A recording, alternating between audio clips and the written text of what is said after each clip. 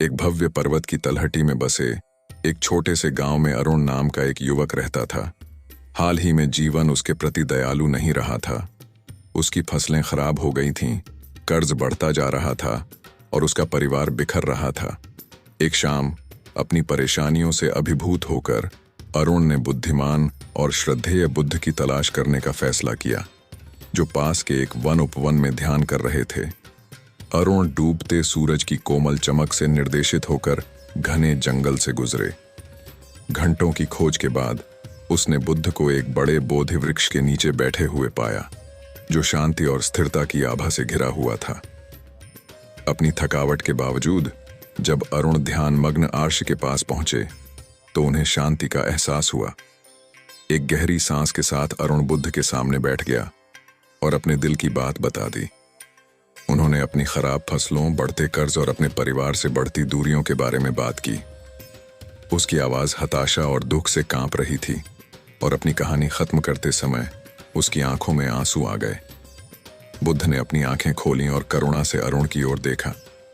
उन्होंने सौम्य, शांत स्वर में कहा, मेरे प्यारे बच्चे, जीवन दुखों से भरा है, लेकिन यह महान आनंद और शांति की संभावना से भी भरा है। आपका दुख लगाव और इच्छा से उत्पन्न होता है। शांति पाने के लिए व्यक्ति को यह सीखना होगा, जाने दो और वर्तमान क्षण में जियो। फिर बुद्ध ने एक भिक्षु के बारे में एक कहानी साझा की, जो सादगी और संतोष का जीवन जीता था।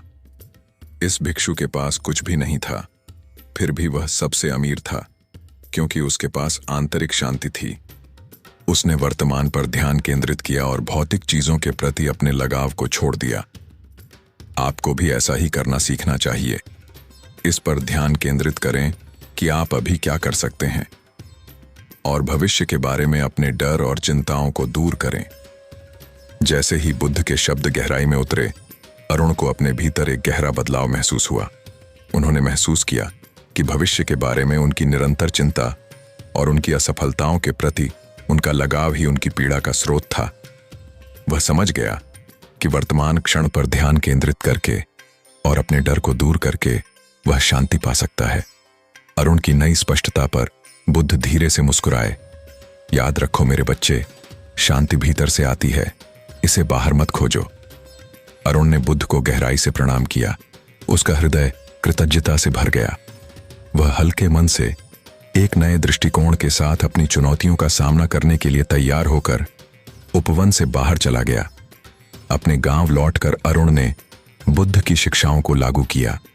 उन्होंने प्रत्येक कार्य पर ध्यान केंद्रित किया और धीरे धीरे उनकी फसलें फिर से लहलहाने लगीं। उनके परिवार ने उनमें बदलाव देखा और एक बार फिर उनके बीच नजदीकियां बढ़ गईं। अरुण का जीवन आदर्श से बहुत दूर था, लेकिन उन्होंने शांतिपूर्ण हृदय और शांत दिमाग के साथ प्रत्येक दिन का सामना किया। वर्षों बाद अरुण अक्सर एक पेड़ के नीचे बैठते थे, बिल्कुल बुद्ध की तरह अपनी कहानी और अपने द्वारा सीखे गए ज्ञान को दूसरों के साथ साझा करते थे। वह कई लोगों के लिए प्रेरणा का स्रोत बन गए। उन्होंने दिखाया कि शांति और संतुष्टि उन लोगों की पहुंच में है जो खुले दिल से इसकी तलाश करते हैं। यह कहानी एक परेशान आत्मा की ज्ञान और जागरूकता के माध्यम से शांति पाने की यात्रा को दर्शाती है।